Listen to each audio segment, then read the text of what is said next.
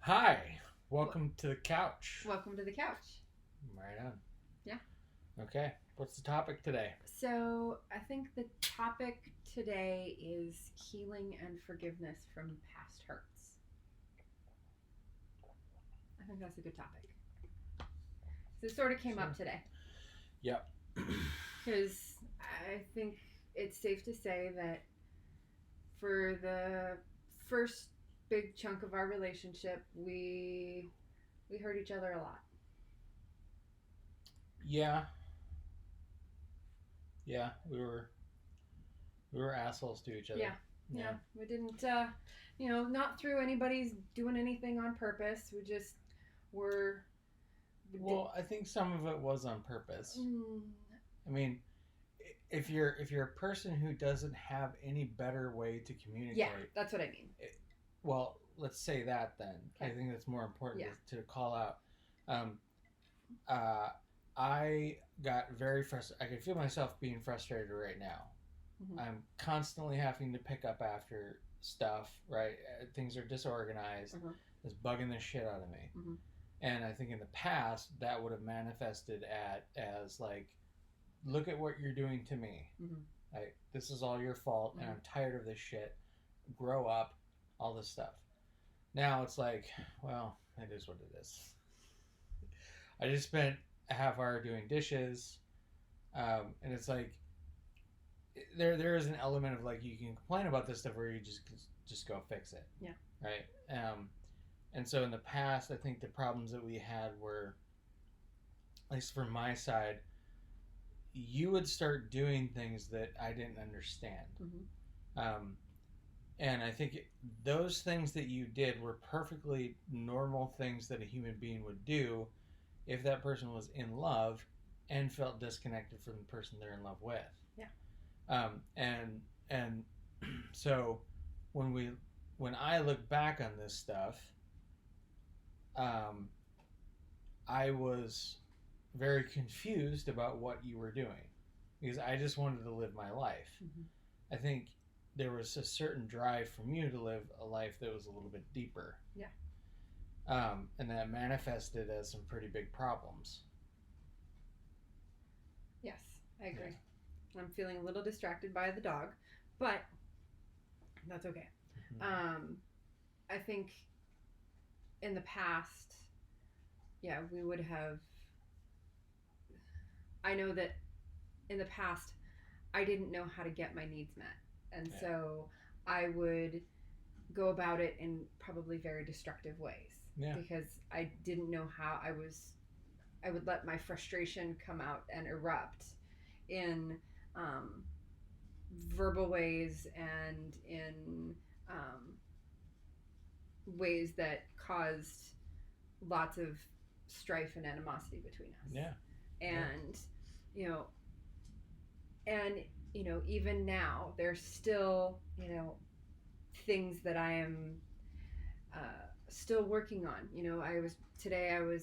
I went to a meditation practice and we talked about forgiveness and how forgiveness is something that happens in the moment. And just because you forgive right now doesn't mean that in a couple minutes that same thing that you were forgiving for might come back. And so it's an ongoing practice. Well, that seems exhausting. You'd hope that if you forgive somebody for something, then you can move on with your life. Right. But it's, healing. My experience of healing and is that it's a spiral. It kind of, you keep circling around to the similar things. It's like there's that the spiritual experience of why am I thought I dealt with this. Why is this coming back up again? Why is it still here? And it's because, we seem to have, as my experience is that we seem to have particular lessons that we need to learn, and we learn those in different flavors, and we circle back around into them. So I was describing at this meditation group today that things from the past sometimes feel like a tight knot, and when I have a discussion or when there's something healing that happens, it's like pulling a thread out of that knot and getting to let it go and that loosens the knot a little bit, so the knot doesn't feel quite so tight and so uh, like a something that's immovable. And today I had the experience of getting to get to a deeper layer of forgiveness for some of the hurts from our past. And there's forgiveness of you and forgiveness of me for who we were then, because we made the best decisions that we could at the time. And yeah, I remember one of our patterns that we had was I would be working on something. I'd get into sort of a trance. I know a lot of guys do this.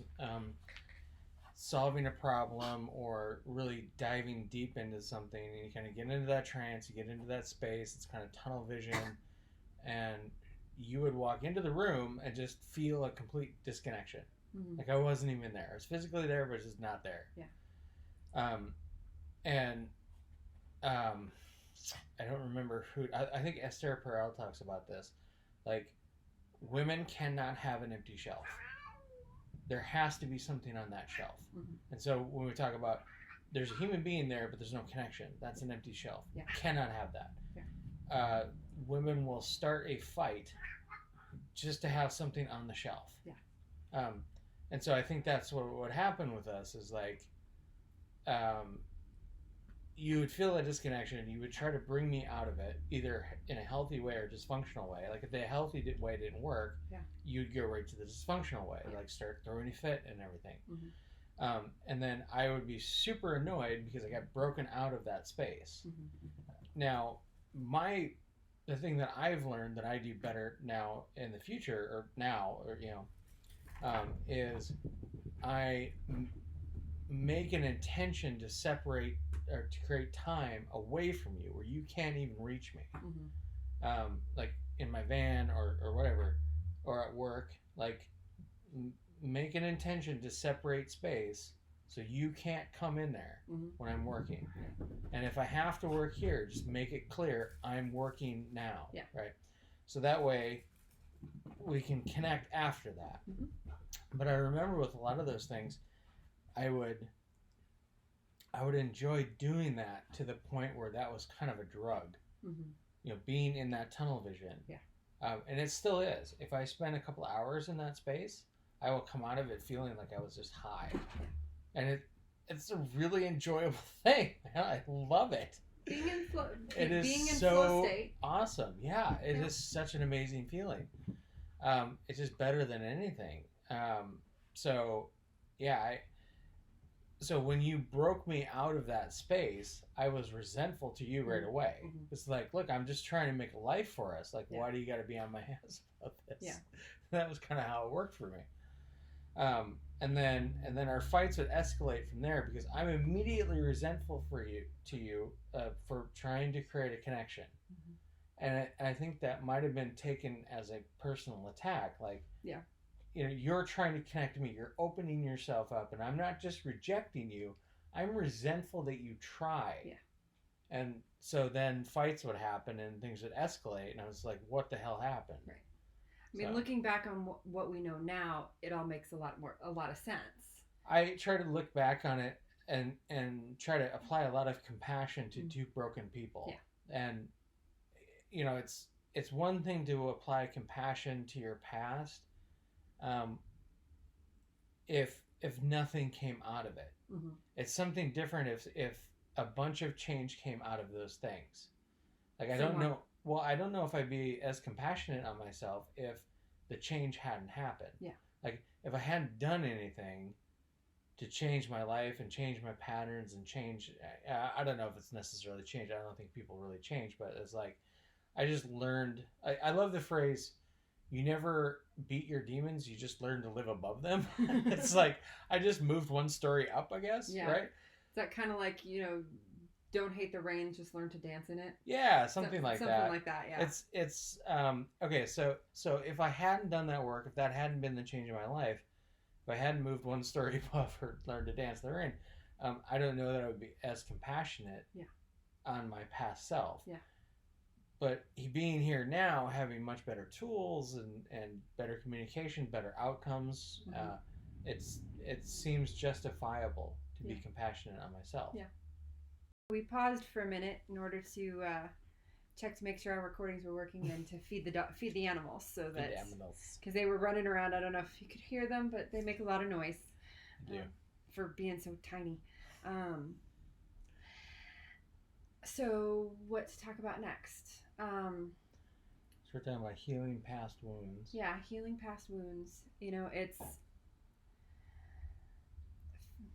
figuring out how to.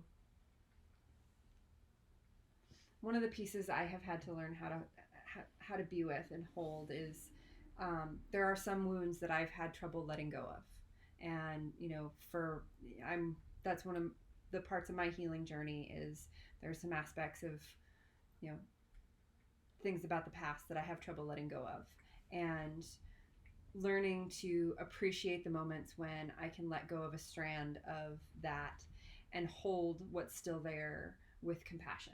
Yeah. And not recognize that it's not the person who, you know, it may have been come into existence based on something somebody else did in the past, but it's my job to heal it. And sometimes it's really helpful when you can talk to the person who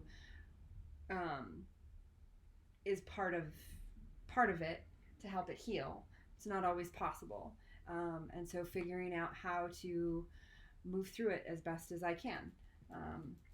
You know, I still have some hurts between us, and I get to work through those. And, you know, and sometimes we're able to have conversations about them. And when we are, I think there's a lot of healing that happens. Well, it seemed to happen today. Yeah. There's definitely some good healing happening today. Yeah. I would say that there's two ways that men in particular can handle this. Nobody likes hearing that they've done something wrong, right?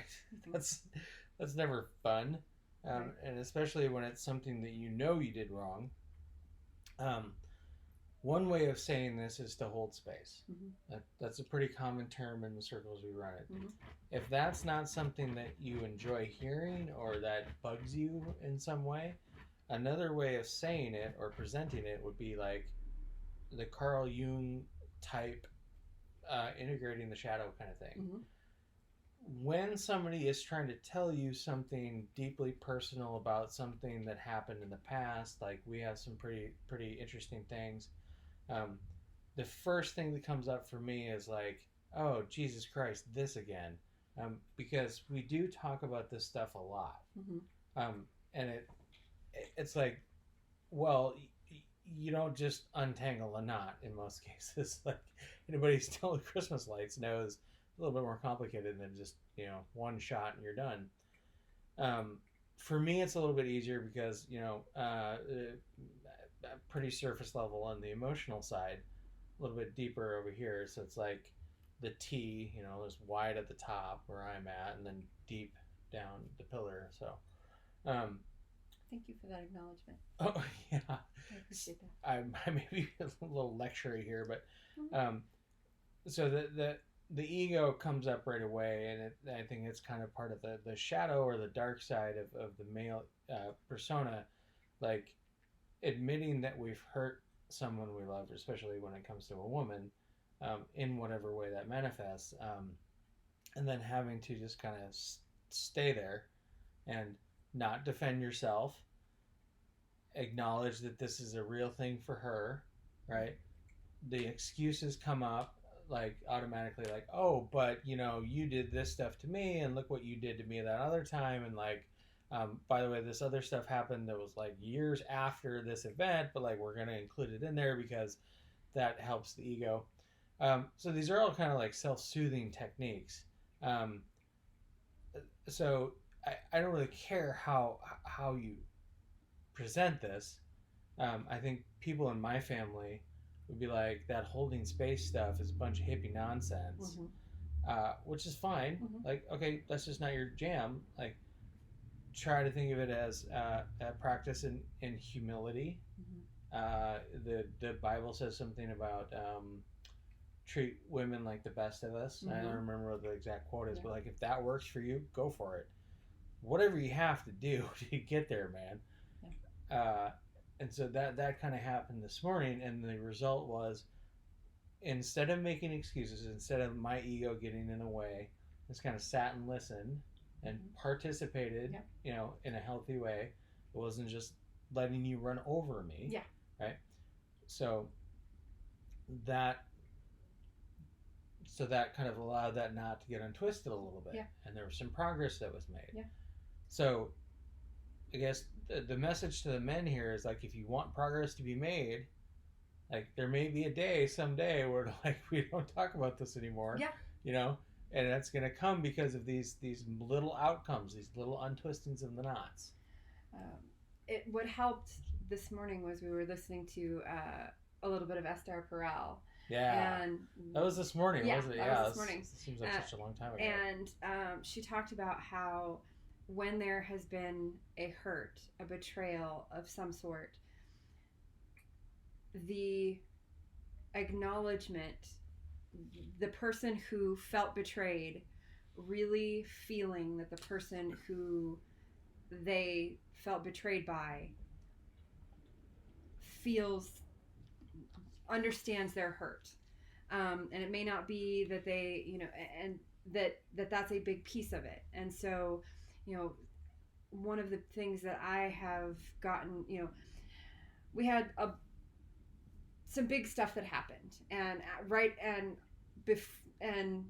for a lot of years early on in our relationship, we would have these big fights, and then I would really want him to understand what it was that he had done or said that had caused me hurt, and I didn't know how to talk about it. It came off as blame. It came off as, it's your fault.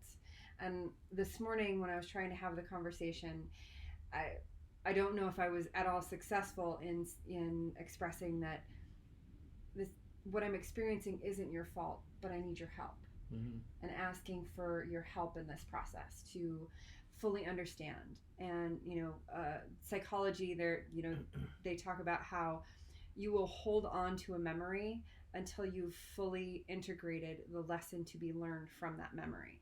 And I think that's one of those pieces, is that there's some lessons that I'm still attempting to integrate from some of our past hurts. And I would, in the past, what I would have done is gotten really down on myself for, well, why haven't you moved past this? What's wrong with you? What's wrong with me? Why can't I move past this? And being able to hold space for myself and where I'm at, and in a way advocate for myself, and not to do it in a way of, I want to punish you. I want you to know what you did, so that so that it's like a revenge. It's not a revenge thing. That's not what I want. It's I need some help.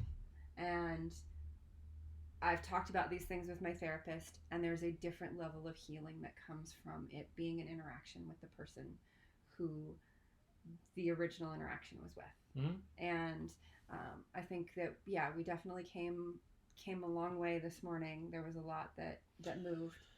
I can imagine, like, you have your standard couple gets married, has a couple of kids, and then they end up getting divorced because all of these things don't get resolved. And we, for better or worse, don't have kids. So we're able to do more of this, I think. I can't imagine how much more difficult it is when your communication breaks down and these things stack up, and you have to deal with two little human beings that they're probably little assholes, right? That you're trying to make into better people and help them discover the world while you're trying to keep your own ship afloat. Like, man, that's tough. I can imagine how, these things pile up, these hurts and these wounds and these things, like, just keep piling up over the years. You never really talk about them. Then you get divorced, and the communication breaks down even more.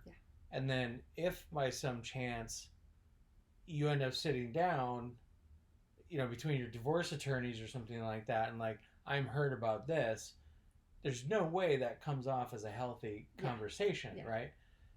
And it's just like, oh, why are you blaming for me for this? I'm giving you half my fortune. Fuck off. Like, what's your problem? Yeah, it's just harsh, man. The other thing that I felt that I appreciated about what happened with us this morning was that I too have that ego problem of, I know that I don't like hearing that I caused hurts either, especially for you.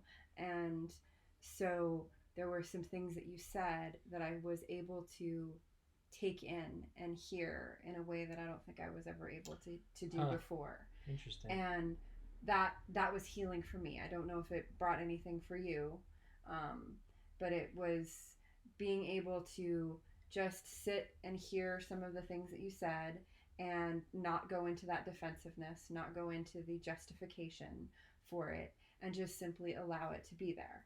Yeah. And that process, doing the work necessary to be able to do that, takes time. It's hard work. And the Brene Brown says, show me a woman who can sit with a man who is going through a hard time, and I'll show you a woman who's done her work. Or a man who can sit with a woman going through their darkest times, and you'll show you a man who's done his work. And to quote somebody else, Jordan Peterson says that one of his rules is treat yourself like someone you are responsible for. And part of that, responsible for taking care of. And part of that is doing the inner work so that I can be with the hurts that are happening with the people that I love. And it's not an easy thing to do. It's because it does, when you've caused hurt, everything in me wants to armor up and protect and defend. And being able to hear how I affected you and do that in a way of, okay, I can hold this and it's not going to kill me. It's growth. Yeah. And it's healing. And I don't know if it had as strong an impact on you as it did on me, but well, that's hard to measure, isn't it? Right. Yeah. Yeah. I try to treat my past with compassion, and so there's less to heal, I think. Yeah. But again, surface area. Yeah. Or surface level. Yeah. Sort of thing. So. Yeah. And I'm not nearly as let's say an Olympic level self beater upper. No. As you are. Yeah. I don't have even a gold qualify in those Olympics. I have a gold medal. I have a gold medal in self-flagellation and punishment. Yeah. Yeah. I'm pretty good at that. I suck at it. I don't even qualify. Right. I'm not even an amateur. Right. And so that, our life experiences in that way is interesting. An interesting, yeah. Yeah. It's getting to watch you go through things, and it's like, I didn't know that people could do that. I was like, what? Wait a minute. Like, how do you could not forgive themselves? Yeah, how do you forget? What? How do you forgive yourself and not beat yourself up? I don't even have a room of floggers in my mind. Yeah, exactly. That I used to beat myself up with. Yeah. Yeah. So, but the process isn't linear. That's the piece that I think a lot of people forget, is when you're dealing with. We were listening to something this morning, and they talked about there's infidelity is one type of betrayal, but there's other betrayals of the heart. Yeah. And having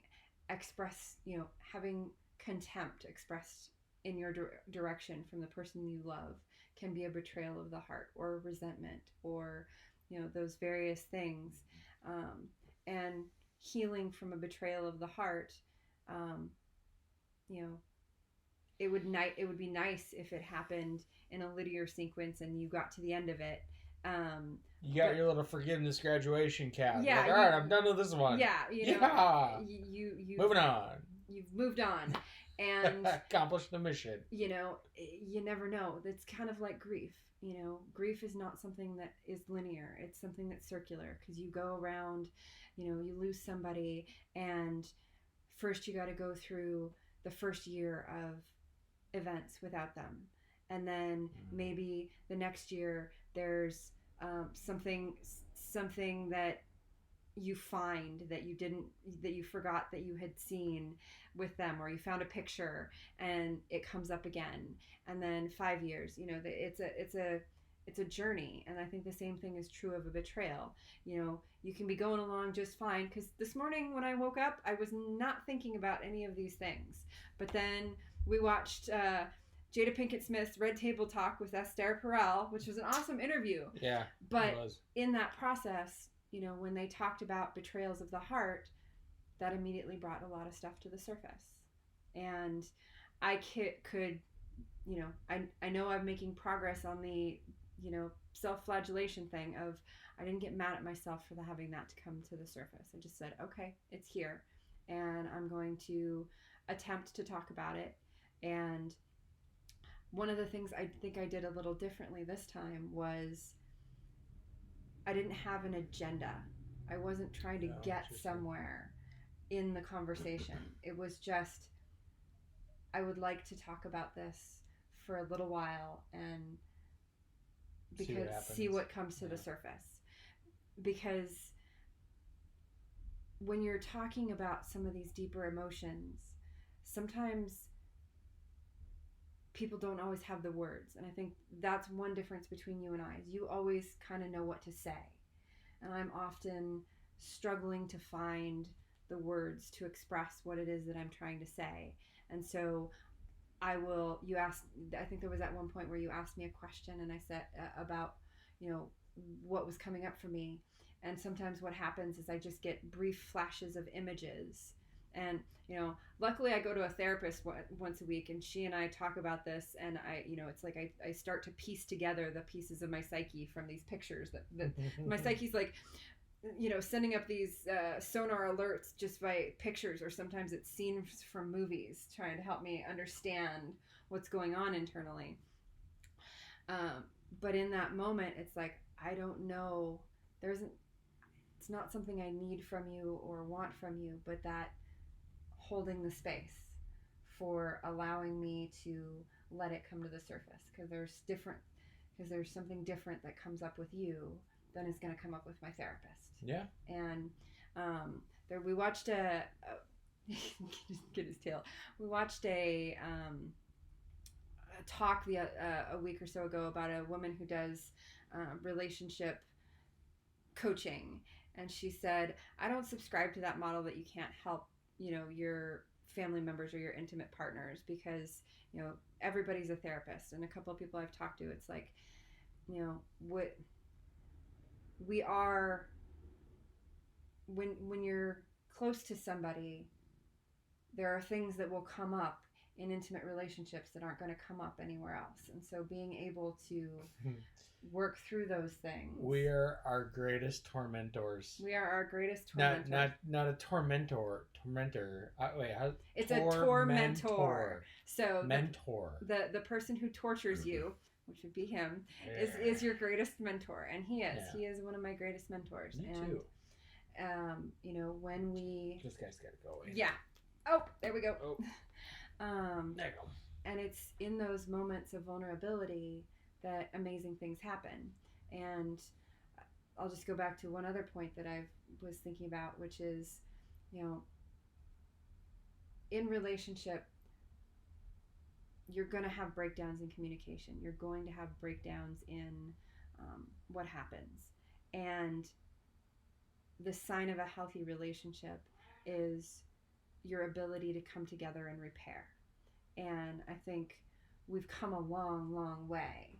And we're still working on, you know, we had a 6-7 year period in which we didn't do that repair on either direction. Yeah. And so we built up a bunch of debt, I think, and we're still paying that debt a little bit. I don't know if that's a good analogy, but oh, I don't know if we're paying the debt anymore. I would say that we don't pay debt because we're not incurring those same problems. Right. Okay. I mean, I guess you could say maybe there's some legacy stuff, but that seems to be kind of an anomaly at this point. Yeah. I would say emotional tech debt is like if we weren't resolving things in real time, we'd be incurring that kind of debt. Is that what you're talking about? I think so. No, I think it's more of like in the past, for that first 6-7 years, we incurred a lot of debt. And since then, we've been really on a credit card, or we took out a line of credit. And on an emotional credit card. Since then, we've done really good at. We got a new credit card, and we pay it off every month, and so we keep it current, and we're all good. All right. But we still have this old credit card that it's like. But I don't have any debt on there. I think. It seems like you're the one carrying all the debt. Well, I don't know. I don't know. Okay. Well, I say that because I would say that there were particular comments that came up in the conversation this morning that might have been an indication of. Well, they came up as a result of what you were talking about. Yeah. Yeah. So. Well, okay. All right. Go ahead. Well, I just wonder who's carrying the debt around. Because I'm not I don't tend to have these kinds of conversations or have the same needs as you do. That's true. So I wonder if there could be an argument made like, are you carrying debt for the relationship? That's possible. I go back to one of the things that Jada Pinkett Smith said in the Red Table Talk, where there came a certain point where she took on a lot of Will Smith's negative emotions, and there came a point at which she said, I can't do that anymore, and I think they still had to that, and she had that process of working through. She took on emotional debt for the relationship for some period of time, and then she had to say, okay, I can't take on any more of that, and I think I've done that, but there's a process of still releasing that old emotional debt. I think debt language is a really important thing to pay attention to. If you're carrying around debt for the relationship, that seems dangerous. I agree, and again. So, like, is it a knot or is it debt?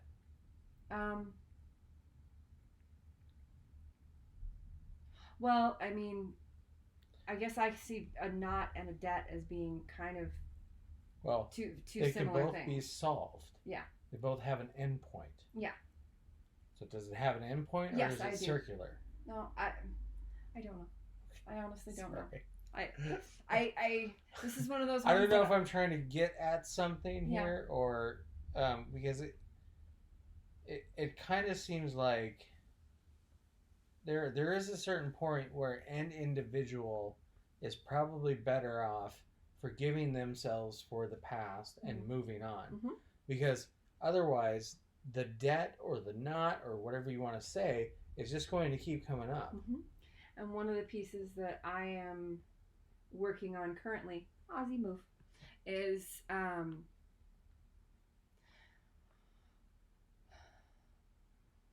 one of the pieces that I'm working on right now with various people is, who would I be if I let go of all of my pain? I don't know who I would be. And so maybe there is a part of me that holds on to that because I don't know who I would be. And the answer isn't necessarily happier either. Yeah. I mean, you could lose a big part of your identity. Yeah. Now, if your identity is tied into all of the stories that you've grounded yourself in over the years about that stuff. Yeah. And then you decide, well, okay, I'm gonna get rid of all these weights and all these rocks in my soul. Yeah. And then, I have nothing. Yeah. So it's tough, man. And it's, you know, it's a, that's why it's an ongoing journey. And, Okay. Mhm. Yeah. And, you know, it's one of those things of when you're in relationships with somebody, you accept their idiosyncrasies. And so, you know, I assume as of today that you've accepted at least to some degree my idiosyncrasies, and that, you know, my weights that I have in the past, which I continue to let go of little bits every day. Yeah.